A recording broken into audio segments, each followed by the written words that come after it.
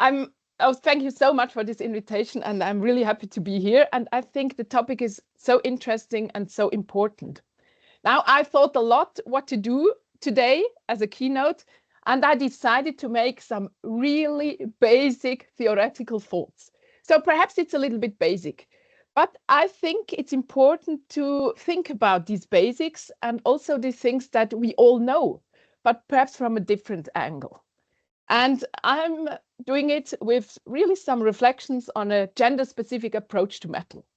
So I stay on this level of a scientific approach and don't go into the field of the emic, the actors themselves, because you will do it later on. Now, do you see the next slide? Is it okay? Good. Yes. I have 4 parts, not 5. You see 4 is missing. That's to see if you are all awake. Making some basic thoughts, research history, epistemologies, and transformations. And you will see what's behind all this.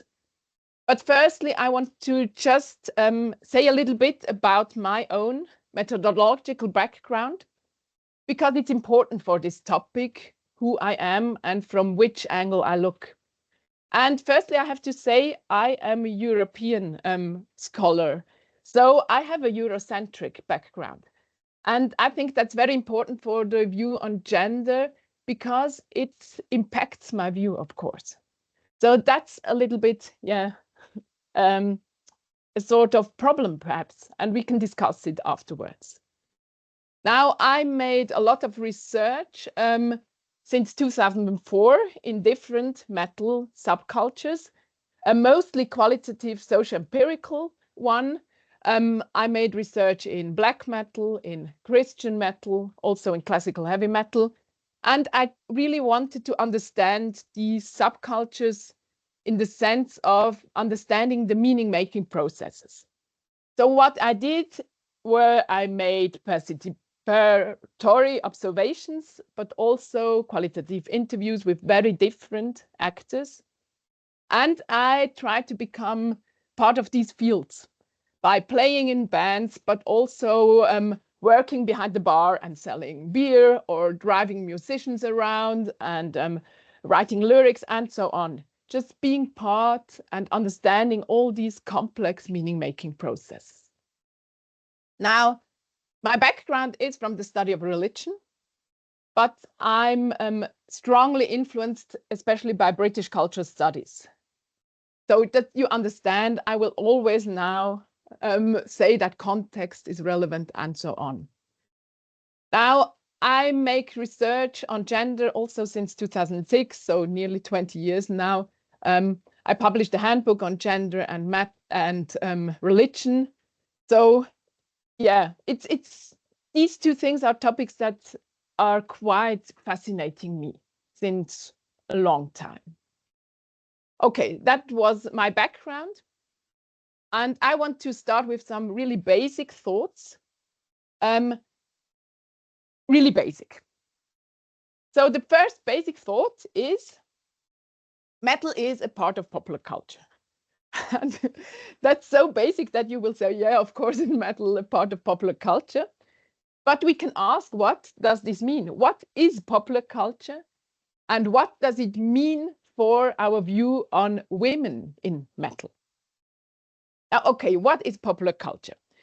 Now, I think the world that we are living in is very open and in a sort of also open in interpretation, in meaning-making processes. Now my cat came on the table. I have to put her down. So now you see here, are just some examples of a complex world that is perhaps connected with metal. We have t-shirts and beer, very much beer, and some sort of woodland and so on. But these are things, this is the level of the empirical observable. And the empirical observable is somehow chaotic. Now, what we do is we observe it as persons and we form categories around it. So this is here, this head with these things in it. We have languages that are categorizing these things. So we can say these are things that belong somehow to this category metal. But we do it not alone. We do it with others. We communicate. And this communication, this level of the collective imagination is something that's very important to understand our world and understand culture. And I will speak here of the social imaginary for this level. The social imaginary is a concept that goes back to Jean-Paul Sartre and, for example, Charles Taylor. And Charles Taylor defines the social imaginary as the ideas, the collective and shared ideas about the world and about the idea of how the world should work and how things should be also. It's also an level of values and norms. And this social imaginary is strongly connected to collective imaginations and it's not so much thought out in theory, but in things like music, legends, actions, and so on. So the social imaginary is the collective imagination that is communicated. Of course, there is something between. So we have the level of the material and we have the level of the imagination. And the thing between, now shown with this arrow, is the idea of the representation of this thing in different sorts of cultural languages. And one of these is popular culture. And popular culture is a specific sort of dealing with this chaotic, empirical, observable, and with the imagination of it.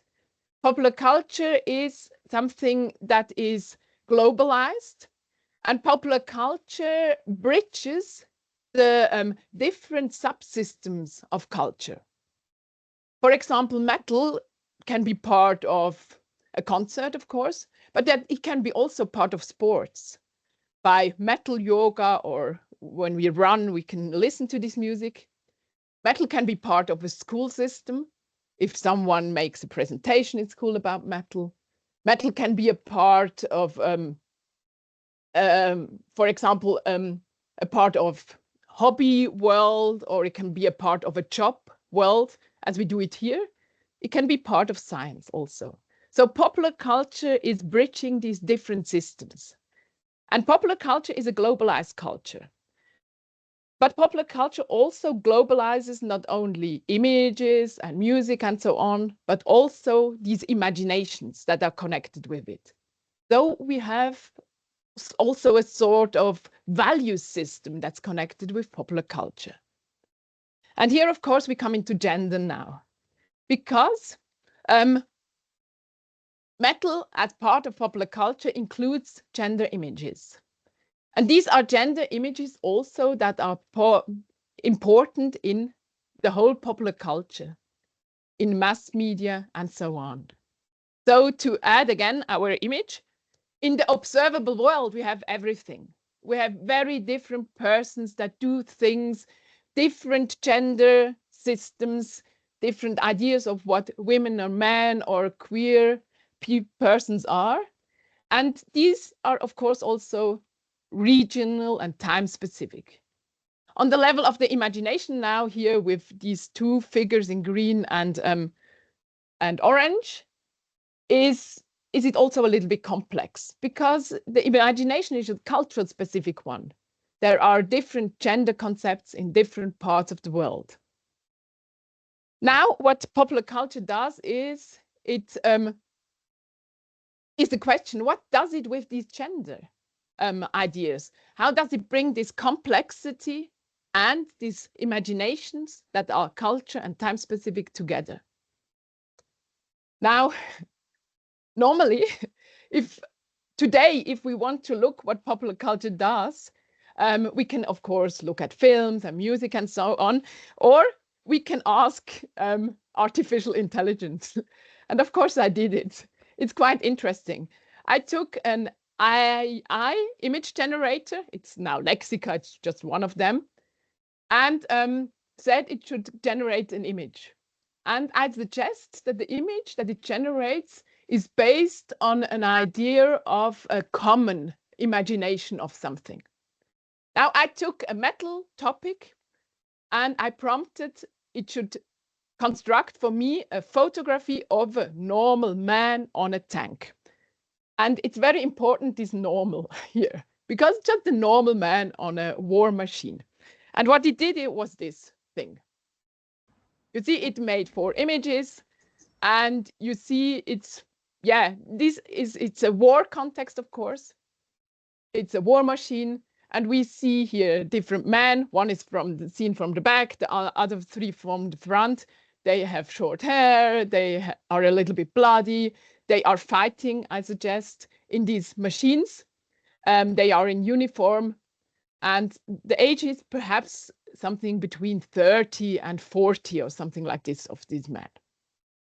Now, of course, the next thing I did is I added 2 letters, W and O, and I asked the artificial intelligence image generator to construct me a photography of a normal woman on a tank.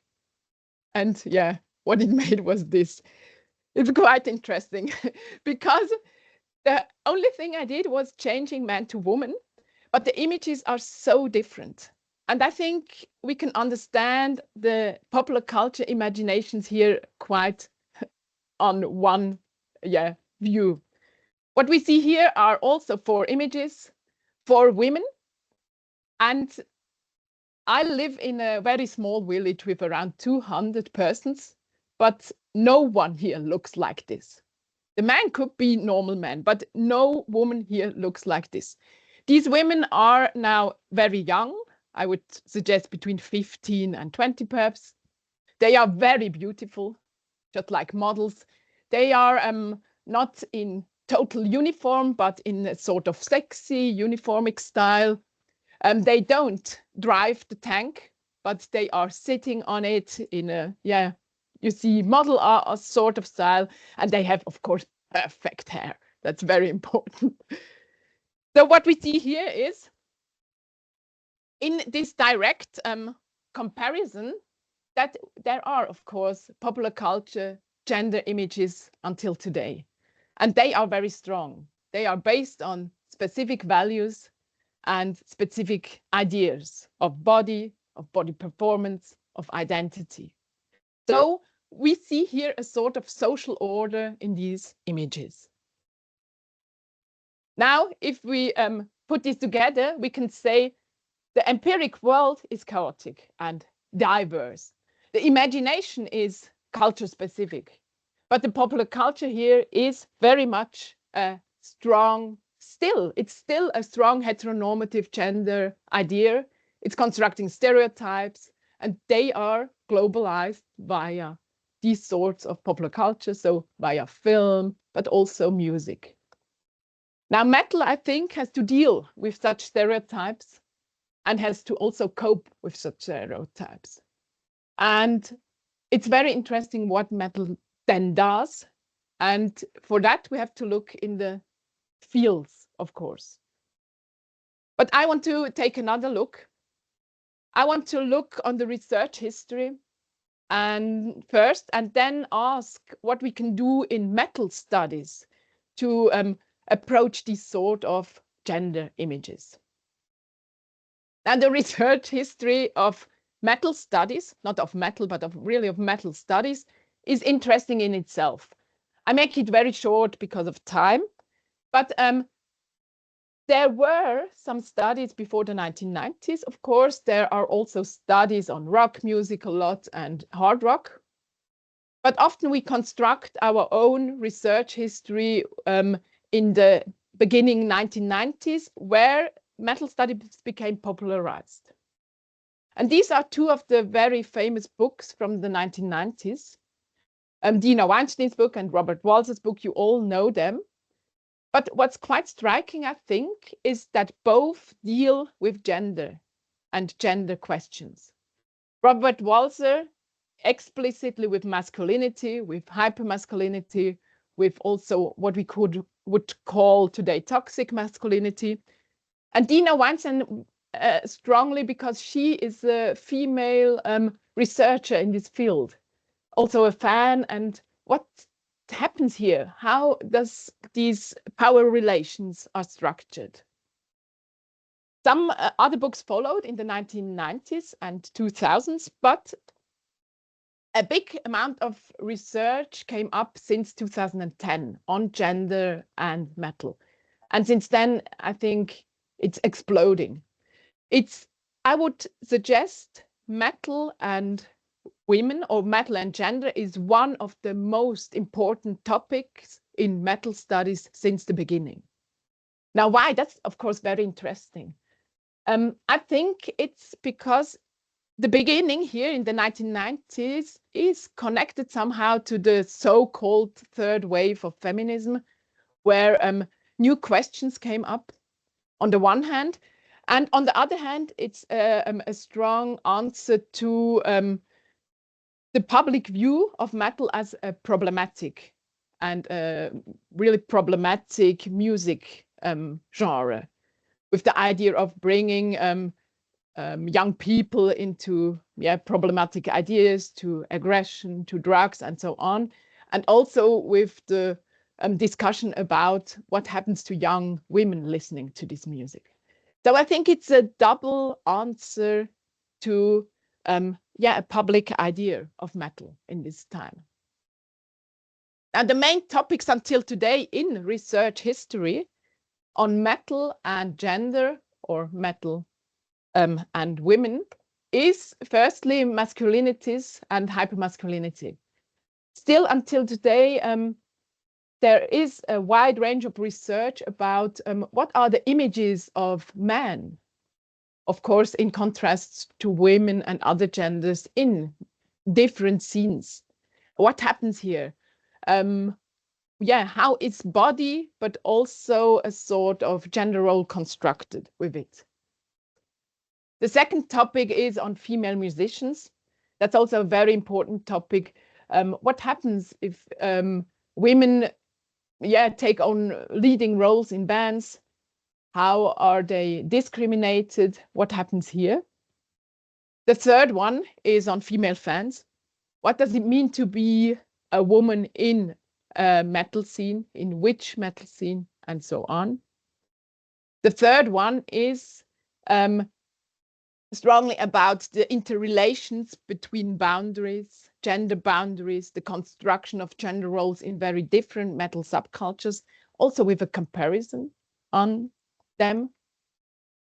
And then we find a research line looking on gender images or gender roles in lyrics, clips, merchandise, and so on. So more this level of the showing the performative level of these things. And there is an increasing number of studies on queerness. I think that's very important, because also we can connect it to the idea of masculinity. How is it broken or not, and so on. That's just a very short overview, that you know that gender is an important topic. And I think it's one of the most important topics in metal studies since the beginning. But what is gender? And I want to think a little bit about epistemologies, about definitions. And that's also very basic. But so we can form a common language, perhaps. Now, gender and metal are two concepts that I bring here now together, but they are very different concepts. What does it mean? Gender is a concept that was prominent in linguistics in the early 20th century as a linguistic category, and it was imported into psychology in the 1950s from John Mooney as a, I wrote it here, terminus technicus, as a concept, as a scientific category to understand identification processes. And it was needed because the team thought that sex, that was the term that was prominent in the 1950s for gender roles, is too narrow for what they wanted to study. Now, this concept became very famous. Already in the 1960s, it traveled into social sciences. And in the 1960s, it was contrasted to the idea of sex as the biological and gender as the social. Of course, today we don't think it's so useful to divide it in this sense, but it was very important in the 1960s to say there is more than only the body, or than only the physical body. And since then, the usage exploded. In different academic traditions, we have very different perspectives and very different concepts of gender. And also, as we have seen in metal studies. But Dina Weinstein has not the same concept of gender as, for example, Robert Walser, and so on. So it's also a debate how we can use this topic. Now, if we really make it very simple, I think in research history, also in metal studies research history, there is a distinction of different processes of the theorization of gender. So we have two lines that are most prominent in the last 40 years of the gender research history, or the last 30 years of the metal history. The first one is, it began strongly with a criticism of the so-called male bias and androcentrism, and the question, what does it mean if we look on metal actors always as male? What does it mean if we just speak of metal actors, which genders are included and which are not? So there was and is still, as our conference shows, looking for voices of women. Where are the places of women? What do women do? How are othering processes connected with women or so-called women, and so on? That's the first thing. And the second view came up with Black feminism, then later with the queer studies, with post-colonial studies, and so on, is the focus on intersectionality. Intersectionality as an idea of that differentiation and difference processes are connected to each other. It's different if you're a Black woman or if you're a white woman. It's different if you're a rich European or not, and so on. So gender as closely linked to other categories of difference, of boundary, of othering, and also this construction of the naturalization of binarities, the idea of doing gender, that gender is something that is done in performance in the social everyday world always. So here we have much more this idea of gender as a perspective on this fluid and complex world. And also in metal studies, these two perspectives are very important. And of course, they come together also, for example, in our conference here. Now, metal is a very different concept. And I think it's interesting because gender is a concept that came from science into another academic world, and then from the academic world into a public world. And often the public world, I'm sorry to say it like this, but understands it perhaps a little bit different than the academic concepts. But metal is different. Metal is a concept that came from the emic language, the language of the field itself, into metal studies. But it's interesting because metal is also a collective term. We say metal, but what we mean is not this collective. We mean these different subcultures, the genres, the persons, the people, the music, all those things. It's a collective term for this complexity of a very diverse sort of culture also. So it's also a generalized term. And we all, as metal researchers, of course, know what metal is. But if we think about metal theoretically, it becomes very complex. Because then what does metal mean? It's not only music, but it's not only a subculture. What divides our view or changes our view if we speak about scene or if we speak about subculture? It's a total different perspective. And you saw that I use them synonym now, but it's quite complex. Now, metal is also, there is not one definition of metal in metal studies, but it's quite complex. But also in the emic fields. When I went to concert during my field research, I asked everyone what metal is for them, and everyone told me something very different. Persons say metal is for me music. Someone else said metal is for me a style of life. Someone said metal is for me a religion, and so on. So we have to deal here as metal researchers with this complexity of debates. So how do we use metal as a concept of scientific meta language? And I haven't got the answer here, but I think we have to reflect it, especially regarding gender. And we have to reflect, how do we take over such, for example, popular culture gender images, and how do we approach metal and gender and women in their complexity? So to bring it together, gender and metal, these are both concepts from which we can approach this complexity, this empirical, observable interplays between the body performances, power relations, hierarchies, social relations.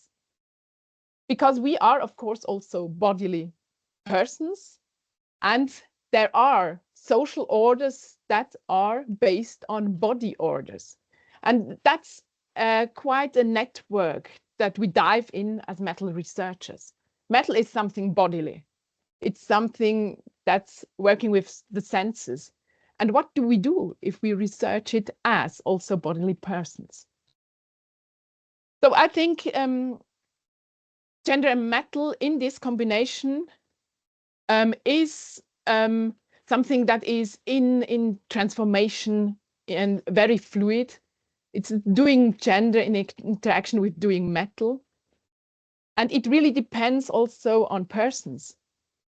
There is not the one idea of woman in one scene or one subculture, but it depends strongly on who this woman is, how old she is, how long she's in this subculture, what she knows, if she makes music herself or not, what sort of scene credibility she has, and so on. So that's the way also of this intersectionality, this connection of these things. Yeah.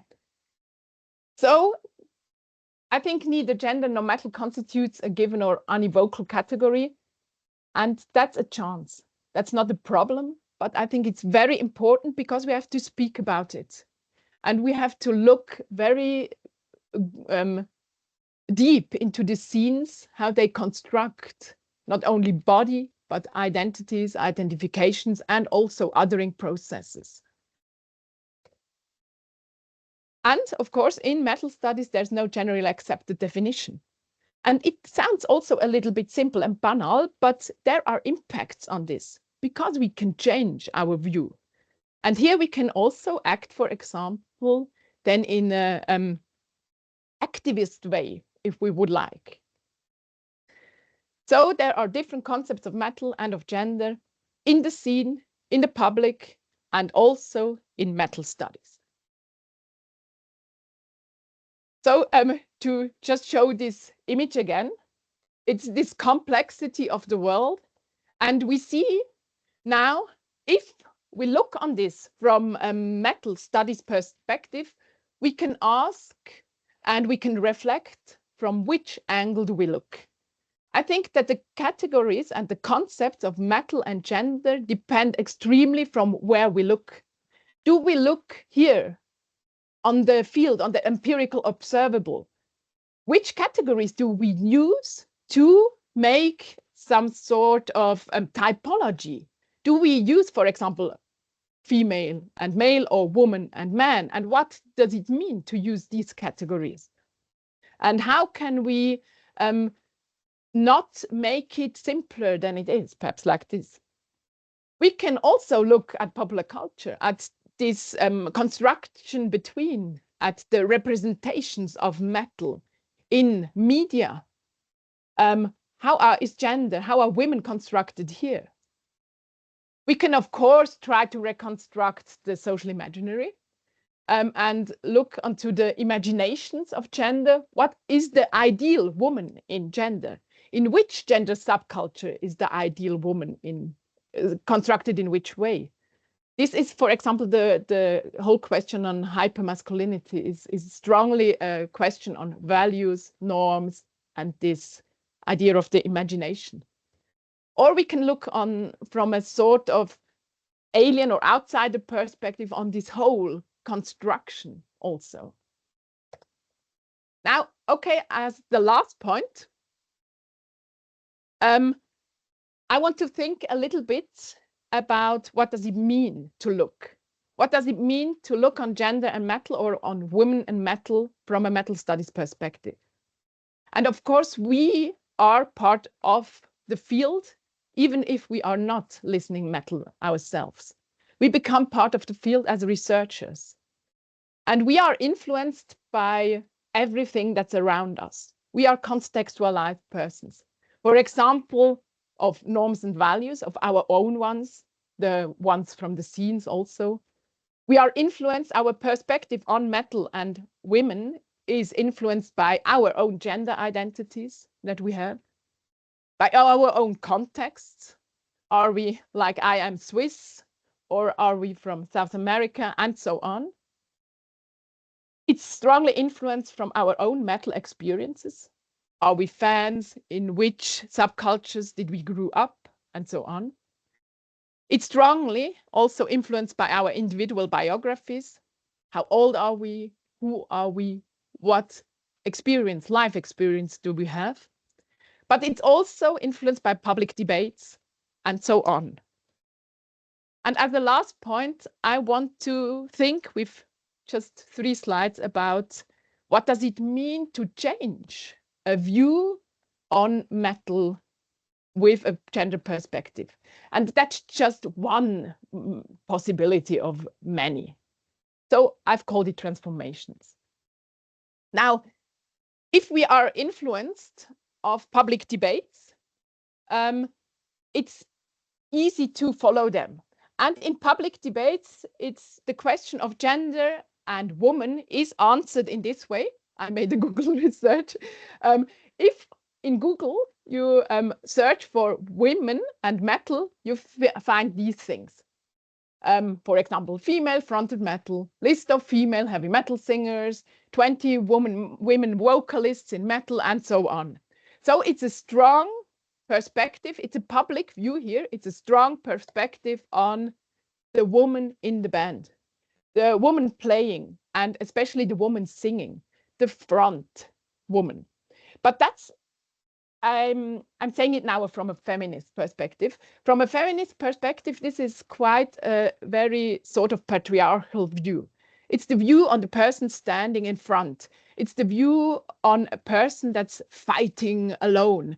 It's a sort of anthropology of the strong single person doing something in public.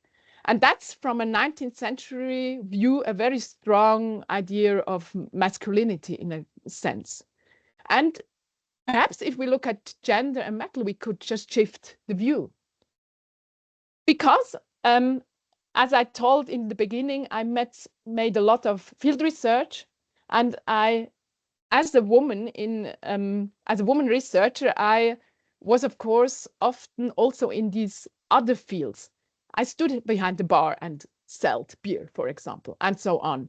So what does it mean if we shift the view a little bit? I think women singers are important to research, but not only. For example, if we just take a small concert. In a small concert, you need someone who organizes the whole thing. You need someone who has written the lyrics, but also makes the calendars for the bands and so on. You need someone who sells the beer. and organizes the whole drinking. That's the most important part of a concert. Then you need someone who cooks the meal for the band, but also to sell it and so on. You need someone who drives the whole, the bands, the musicians, the instruments and so on around. You need someone who makes the whole facility management. So that was something that I made also a little bit in my field research. You need someone who makes the photos, of course. That's also something as a researcher is perfect to make all those photos. You need someone who makes the whole artwork in the sense of the paintings, the artwork of the designing the shirt, the merchandise, and so on. And of course, you need persons who finance the whole thing. And now, if we shift our view a little bit from these front persons to the back persons, you see it's quite interesting to ask the question regarding women in metal. At least at my research, I saw there are not so many women in bands until today, but mostly the women are there at concerts. They are behind the bars. They make the photos. They make the whole artwork. The mothers of the band members finance their concerts. The first concert I was as a researcher was organized by a woman.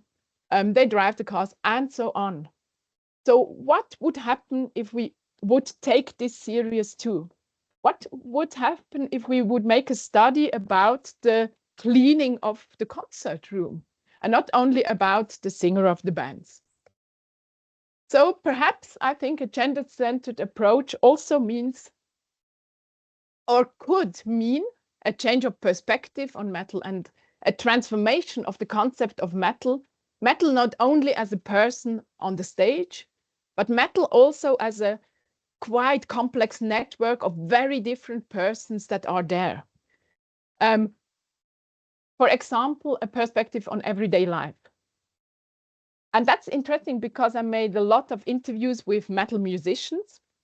And in everyday life, for example, their wives or their girlfriends were enormously important for their metal life. Because often it were the women that organized all the things behind the scenes. Then switching a little bit to the people in the background. What would it mean if we really would take the facility management serious as a very important part of a metal concert and not only as something that is just there, or the persons selling the beer and so on? And what would it mean if we really would look on diversities, on different roles, on different aspects, on different power relations? And of course, I don't want to say that women are not discriminated, please understand me, but it's also an impact of a perspective and not only an impact of the scene. Because what we as metal researchers say is important becomes also a little bit important. We are part of this construction of hierarchies in metal. So I would just say, as to end this presentation, I think we should look really on this complexity of metal and connect it with the reflection of our own values, norms, and concepts as researchers, as fans, also as persons in gender roles. So, because it depends. And of course, the public want to read something about the prominent singer of a band. But is it the only way to make metal studies? I'm not sure. So here's a little bit the bibliography I used. Just, I perhaps can send it to you if you're interested. And so thank you so much for your attention.